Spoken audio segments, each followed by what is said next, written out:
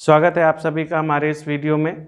जैसा कि आप वीडियो का थंबनेल और वीडियो का टाइटल देख लिए होइएगा, आज से हम लोग इंग्लिश के एक प्रोज सेक्शन को टच करने जा रहे हैं, 12th इंग्लिश के। और ये सेक्शन है I have a dream. I have a dream, मेरे पास एक सपना है। ये कोई कहानी नहीं, ये कोई लेख नहीं, बल्कि यह एक भाषण का अंश है। उस भाषण का अंश है जिसे मार्टिन लूथर किंग जूनियर ने डिलीवर किया था अब्राहम लिंकन के मेमोरियल पे। अब्राहम लिंकन जो अमेरिका के राष्ट्रपति रह चुके हैं, उनके मेमोरियल को अमेरिका वाले ऐतिहासिक मानते हैं।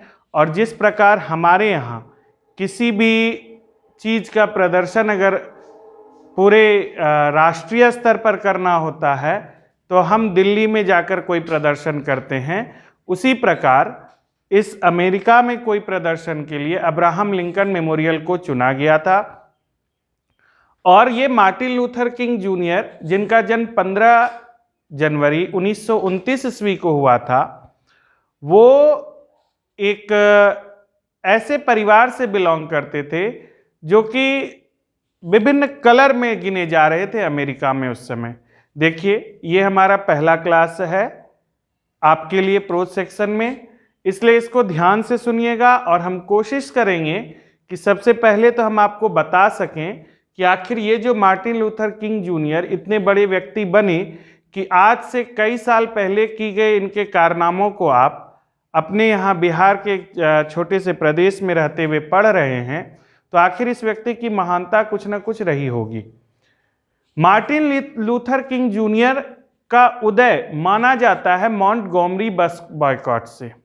मॉन्टगोमरी बस बॉयकॉट ये क्या था? तो ये बात है 1955 ईस्वी की। 1955 ईस्वी में अमेरिका में एक कानून बन चुका था और इसका कई दिनों से पालन हो रहा था कि जो काले लोग हैं और जो गोरे लोग हैं, गोरों को एक गिना जाता था और बाकी सभी कलर को। तो सिंपल गोरे और काले का जो रंग भेद भरा हुआ था अमेरिकी समाज में, उस समाज के विरुद्ध जो आंदोलन शुरू हुआ था, उस आंदोलन को मॉन्टगोमरी बस बॉयकॉट कहा गया। मॉन्टगोमरी बस बॉयकॉट एक छोटा सा आंदोलन नहीं था, इसे आप उस आंदोलन से जोड़ सकते हैं जो इसी 1955 ईस्वी से लगभग 25 वर्ष पहले भगत सिंह ने किया था। जेल में रहते हुए 116 दिन तक भूख हड़ताल करना और अपने हक की लड़ाई लड़ना, और फिर जेल में वो सारी सुविधाएं प्राप्त करना जिस सुविधाओं के लिए वो लड़े, जिनमें उनके कई एक दो साथी शहीद भी हुए, ये उसी से तुलना आप कर सकते हैं। ये मॉन्टगोमरी बस बॉयकॉट। तो आइए आपको ले चलते हैं मॉन्टगोमरी क्या है और मॉन्टगोमरी में ऐसा घटना क्या हुआ था कि ये एक महान नेता मार्टिन लूथर किंग जूनियर दुनिया के सामने आए और इन्होंने अपने स्वप्न को रखा। आप देखिए इस स्वप्न का थोड़ा सार। आई हैव अ ड्रीम, मेरे पास एक सपना है, that my 4 little children will one day live in a nation where they will not be judged by the colour of their skin but by the content of their character. Martin Luther King Junior. ये उसी भाषण का अंश है। ये आगे आने वाले पेजेस में आपको पढ़ना है कि आई हैव अ ड्रीम, मेरा एक सपना है, मेरा एक सपना है। क्या सपना है भाई? कि मेरे जो 4 बच्चे हैं, 4 छोटे छोटे बच्चे हैं, वो एक दिन जरूर जाने जाएंगे। उन्हें वो एक दिन ऐसे राष्ट्र में जरूर रहेंगे where they will not be judged by the colour, जहां उन्हें उनकी काबिलियत को रंग के हिसाब से नहीं जांचा जाएगा, बल्कि bye their content of their character, यानी कि उनका जो चरित्र है उससे उन्हें जांचा जाएगा। यानी कि सिर्फ रंग के आधार पर किसी का जांच नहीं होगा। हम ऐसे देश में रहेंगे। तो आप समझ सकते हैं इस व्यक्ति का स्वप्न क्या है। और चलिए, इस व्यक्ति ने ऐसा जो भाषण दिया जिसकी वजह से आप जानिए कि 1963 ईस्वी में इन्होंने भाषण दिया और 1968 ईस्वी में इनकी हत्या कर दी गई थी। ये मरे नहीं थे, इन्हें मारा गया था। तो ऐसा क्या था मार्टिन लूथर किंग जूनियर में और उन्होंने क्या क्या बातें बोली थी जो इन्हें अमर कर गईं। आइए आपको ले चलते हैं फिर उसी मॉन्टगोमरी बस बॉयकॉट की ओर। मॉन्टगोमरी अल्बामा में, अल्बामा आप जानिए कि पूरा अमेरिका 25 राज्यों में विभक्त है और 25 राज्यों में से एक अल्बामा है। अल्बामा में जो मॉन्टगोमरी नामक एक स्थान था, उस स्थान पर एक बस जा रही थी दिल्ली की तरह, और बस का जो सिंपल रूल था, बस का रूल यह कह रहा था, कानून बना हुआ था, कानून बना हुआ था कि जितने गोरे लोग हैं वो बस में आगे बैठेंगे और जितने काले लोग हैं वो बस में पीछे बैठेंगे। प्लस कानून यह था कि यदि कोई गोरा व्यक्ति काले के पास जाकर बोलेगा कि उसे बैठना है तो काले व्यक्ति को उठना पड़ता था, भले ही वह बस में पहले ही क्यों ना बैठा हो। आप खुद सोचिए, आज के डेट में आप किसी बस से जा रहे हैं और आपको बोल दिया जाएगा, ए उठो जी उठो, उठो हम बैठेंगे, दादागिरी है, तो आपको बहुत बुरा लगेगा। तो मॉन्टगोमरी में ऐसा हो रहा था, कई वर्षों से हो रहा था, कभी किसी ने इसका विरोध नहीं किया था। लेकिन यह डेट थी 1 दिसंबर 1955 की, यह डेट 1 दिसंबर 1955 की थी, जब रोजा पार्क्स नाम की एक महिला ने, रोजा पार्क्स नाम की एक महिला ने विरोध कर दिया। और विरोध ही नहीं किया, उनसे बाद में इंटरव्यू जो पूछा गया था उसका भी हम आपको दिखाने वाले हैं कि आइए देखिए कि ये जो रोजा पार्क्स हैं, ये जो रोजा पार्क्स हैं, ये जो रोजा पार्क्स हैं, ये देखिए, इस महिला की वजह से हम मान सकते हैं कि मार्टिन लूथर किंग जूनियर, जो कि बचपन में एक बहुत नर्वस किस्म के व्यक्ति थे, उनका उदय हुआ। ये महिला ने, इस महिला ने क्या किया, इस महिला ने, ये सब पेपर में उस समय छपा था, वहीं से आपको लाकर दिए हैं। इस महिला ने सिंपल एक बात कह दिया कि मैं नहीं उठूंगी। रोजा पार्क्स ने मना कर दिया कि मैं नहीं उठूंगी, और रोजा पार्क गोरे लोगों में से नहीं आती थी। लेकिन यह कोई आम महिला नहीं थी, यह प्रोफेसर थी, यह पढ़ी लिखी महिला थी, इसलिए यह जानती थी। देखिए, एडुकेटेड और लिटरेट, साक्षर और शिक्षित होने में यही अंतर है। यह जान रही थी कि कानून है, कानून मानना चाहिए, लेकिन यह भी जान रही थी कि यह कानून अनफेयर है, यह कानून जो है इनजस्टिस को बढ़ावा देता है, अन्याय को बढ़ावा देता है, और यह कानून कई वर्षों से चला आ रहा था। यह अचानक से कल कानून बना, आज इन्होंने विरोध नहीं किया। तो आप जानिए, बस के ड्राइवर ने रोजा पार्क्स को कहा कि चलिए उठिए, बैठने दीजिए उनको, गोरे लोग को, और रोजा पार्क्स ने इसका विरोध कर दिया, बोला मैं नहीं उठूंगी, आप अपना काम कीजिए, आपको बस चलाने बोलता है, बस चलाइए, आप मेरी चिंता मत कीजिए। और बस ड्राइवर ने उस बस को, वह बस भी म्यूजियम में रखी हुई है, उस बस को डायरेक्ट पुलिस स्टेशन ले गए, जहां रोजा पार्क्स को गिरफ्तार कर लिया गया। क्यों? क्योंकि इन्होंने लॉ ऑफ सेग्रीगेशन, अलगाव का कानून का विरोध किया था, और इन्हें $10 का फाइन लगा था, $10 का फाइन लगा था। बात $10 की नहीं है, बात रोजा पार्क्स के विरोध की थी। और रोजा पार्क्स जो कि पढ़ी लिखी थी, तो इनके अपने समुदाय में इनका बहुत सम्मान था। जब लोगों को पता चला कि रोजा पार्क्स के साथ ऐसा हुआ है, तो उन सभी लोगों ने जो उनके रंग से बिलोंग करते थे, उन सभी लोगों ने इस बात का विरोध किया कि नहीं, रोजा पार्क्स ने जो किया सही किया, उसे बस में बैठने का अधिकार है, तो उसे यह अधिकार क्यों न दिया जाए कि वह जहां मन चाहे वहां बैठे और जब तक चाहे वैसा बैठे। यह तो एक मानवता की, और बात सिर्फ इस एक कानून की नहीं थी। लॉ ऑफ सेग्रीगेशन में कई सारे कानून थे, उन कानूनों की धज्जियां उड़ाई है मार्टिन लूथर किंग जूनियर ने अपने भाषण में। और आगे चल के देखिएगा। मेरा पहला दिन का वीडियो आपको पता ही है कि हम सिर्फ आपसे बात करते हैं और आपके दिमाग में यह बिठाते हैं कि आई हैव ए ड्रीम। यह एक स्पीच है, यह कहीं भी कोई लेख नहीं है, कोई निबंध नहीं है, कोई कॉमेडी नहीं है, कोई ट्रेजेडी नहीं है, यह एक स्पीच है। तो मार्टिन लूथर किंग जूनियर के आने से पहले रोजा पार्क्स आई थी और आप देखिए इन लोगों ने कैसा विरोध किया था। कोई हिंसक विरोध नहीं, कुछ नहीं। इन सभी लोगों ने सिर्फ यही विरोध किया कि रोजा पार्क्स का कहना बहुत सही है और ये महिला जो बोलेगी हम वही करेंगे।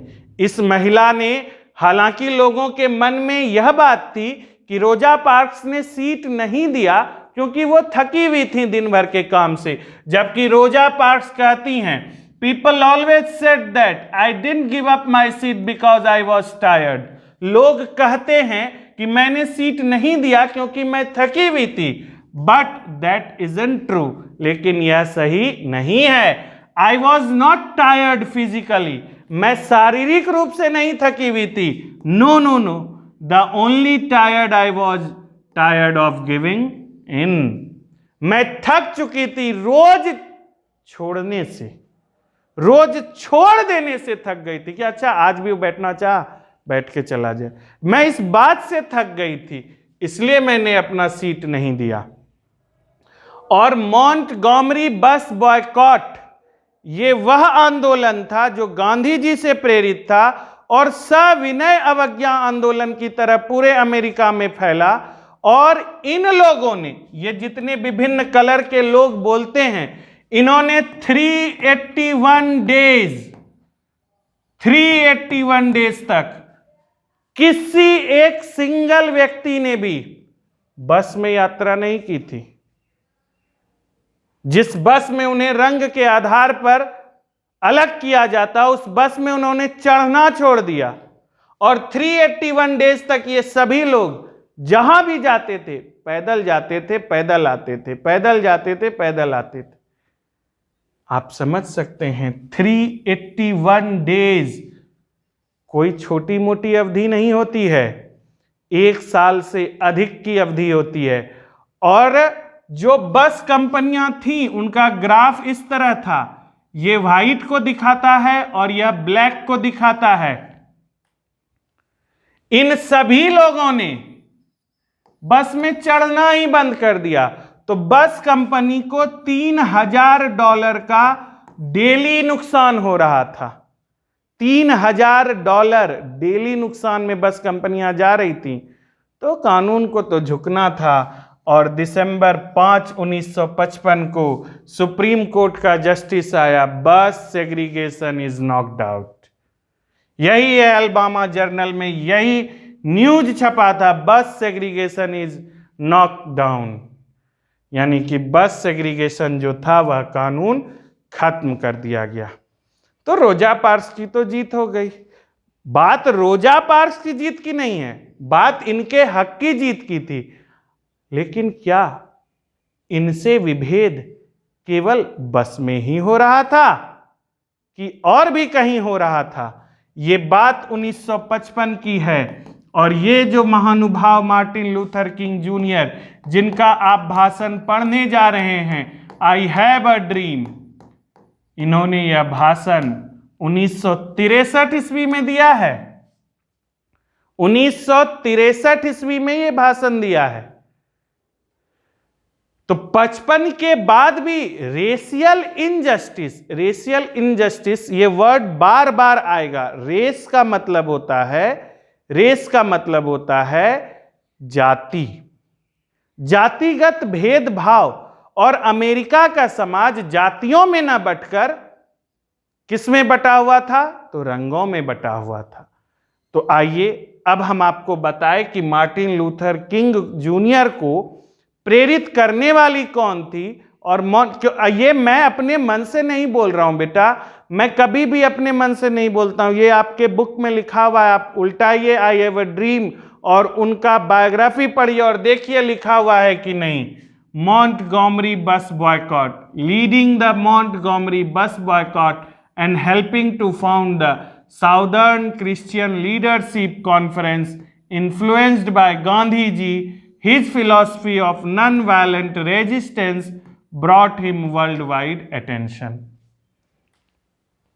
देखिए कि है कि नहीं मार्टिन। देख, अब हम आपको टेक्स्ट बुक की ओर लेकर चलते हैं। ये तो हो गया इतिहास की बात। हमें उम्मीद है कि थोड़ी सी रुचि आपको जरूर जगी होगी कि आखिर और भी क्या बातें थीं जो कि मार्टिन लूथर किंग जूनियर को उजागर करनी पड़ी थी उस दिन। Martin Luther King junior 1929 to 1968। आप जान ही रहे हैं इनका जन्म हुआ था 15 जनवरी 1929 को। इनका जन्म हुआ था, आप चाहिए तो लिख सकते हैं, 15 जनवरी 1929 को इनका जन्म हुआ था जॉर्जिया में। A Baptist minister by training. Baptist minister क्या होता है? चर्च में जो लोग, अक्सर आपने मूवी में देखा होगा, चर्च में एक व्यक्ति कोट, चाहे उजला या काला कोट पहने, एक उनकी पवित्र बुक को पढ़ता है, उन्हें ही बैप्टिस्ट कहा जाता है। और उन्हीं वही लीडर बैप्टिस्ट मिनिस्टर भी कहे जाते हैं। उनको पोस्टर भी कहा जाता है कभी कभी। तो Baptist minister by training, Martin Luther King Junior एक बैप्टिस्ट मिनिस्टर थे। Became a civil rights activist. ये एक सिविल राइट, और देखिए हम आपके लिए थोड़ा सा कोशिश किए हैं, हो सकता है हम इसमें सफल ना हो, लेकिन हम आपके लिए लिख कर लाए हैं कि सिविल राइट्स का क्या मतलब होता है। इसको पढ़ते हैं सिविल राइट्स। सिविल राइट्स यानी कि नागरिक अधिकार। For leading the Montgomery bus boycott and helping to found the Southern Christian Leadership Conference, influenced by Gandhi ji. His philosophy of non-violent resistance brought him worldwide attention. Martin Luther king के बारे में बोला जा रहा है, जो कि 15 जनवरी 1929 को जन्मे, एक बैप्टिस्ट मिनिस्टर थे और साथ ही साथ नागरिक अधिकारों के लिए लड़ने वाले एक कार्यकर्ता भी थे अपने शुरुआती दिनों में। इन्होंने लीड किया था, leading the Montgomery bus boycott. इन्होंने मॉन्टगोमरी बस बॉयकॉट का नेतृत्व किया था। And helping to found the Southern Christian Leadership Conference, influenced by Gandhi ji. और इन्होंने हेल्प किया था, फाइंड करने मतलब स्थापित करने में, the Southern Christian Leadership conference. Southern Christian Leadership conference को स्थापित करने में इन्होंने मदद की थी, जो कि गांधी जी से प्रेरित था, influenced by Gandhi ji. His philosophy of non violent resistance. और उनके ही तरह, जिस तरह गांधी जी ने अहिंसा को अपना अधिकार माना, तो नॉन वायलेंट, एक्टिविस्ट का मतलब कार्यकर्ता, इन्फ्लुएंस्ड का मतलब के द्वारा प्रभावित। इन केस अगर आप इसे नहीं पढ़ सकिए तो इन्फ्लुएंस्ड ऐसे करके लिख सकते हैं, इन्फ्लुएंस्ड के द्वारा प्रभावित, नॉन वायलेंट अहिंसात्मक, रेजिस्टेंस प्रतिरोध। तो नॉन वायलेंट अहिंसात्मक प्रतिरोध जो इन्होंने करने का तरीका अपनाया था मॉन्टगोमरी बस बॉयकॉट में, इन्होंने इनकी तरफ पूरे विश्व का ध्यान आकर्षित किया। पूरे विश्व ने इनको देखना प्रारंभ किया कि मार्टिन लूथर किंग जूनियर कर क्या रहे हैं। इन 1964 1964 ईस्वी में King became the youngest person to receive the Nobel Prize for his efforts to end segregation and racial discrimination through civil disobedience and other non violent veg.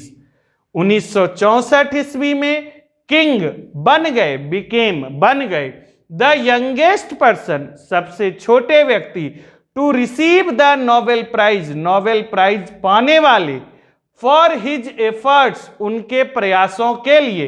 Efforts, यदि हम यहां लिख दें आपके लिए एफर्ट्स, तो आपको भी सुविधा होगी। एफर्ट्स मतलब प्रयासों के लिए। प्रयासों के लिए इन्हें नोबेल प्राइज मिला।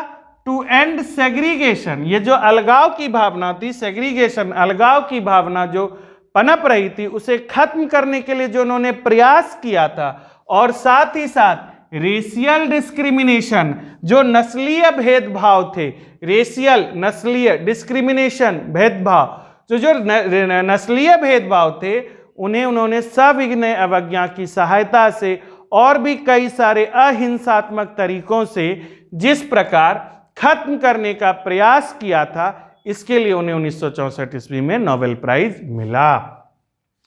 King was assassinated on April 4, 1968 in Memphis, Tennessee.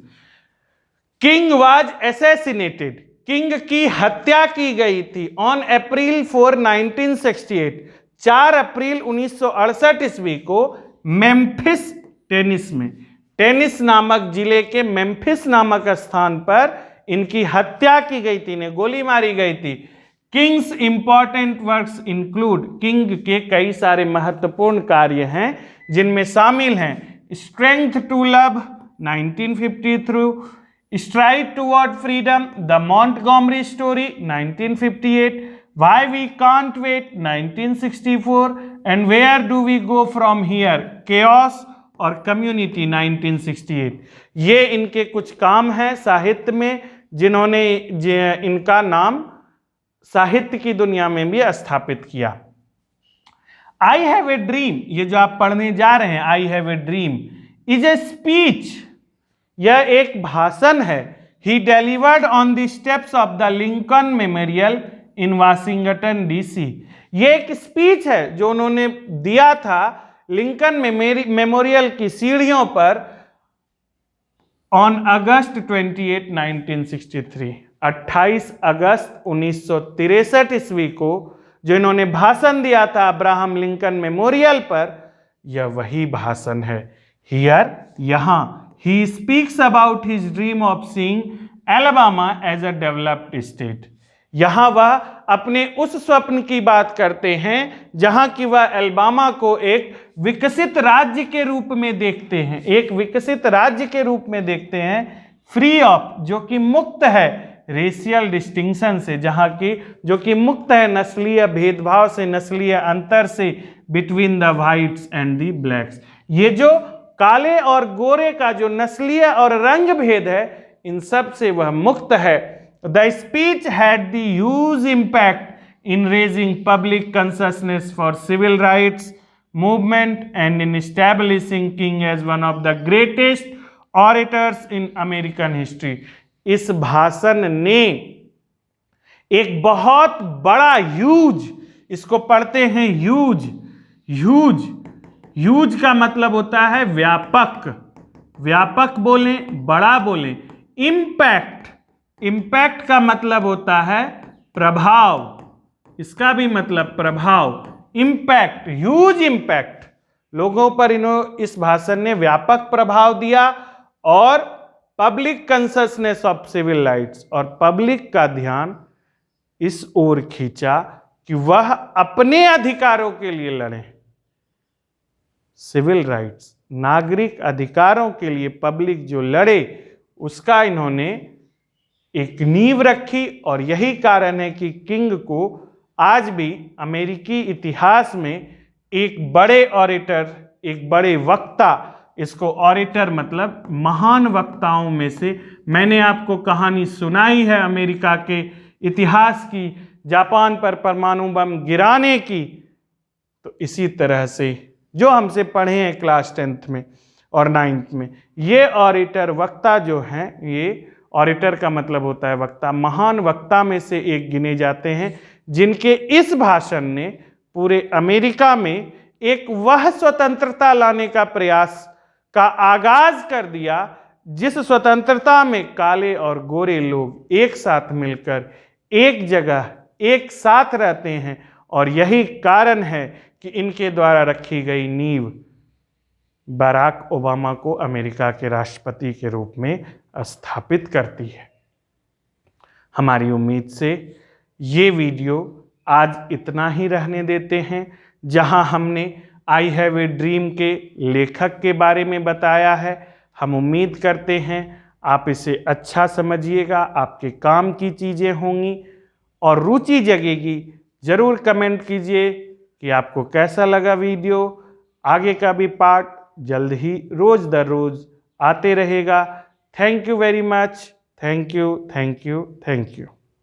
हम आपको छोड़े जाते हैं फिर से मार्टिन लूथर किंग जूनियर के साथ।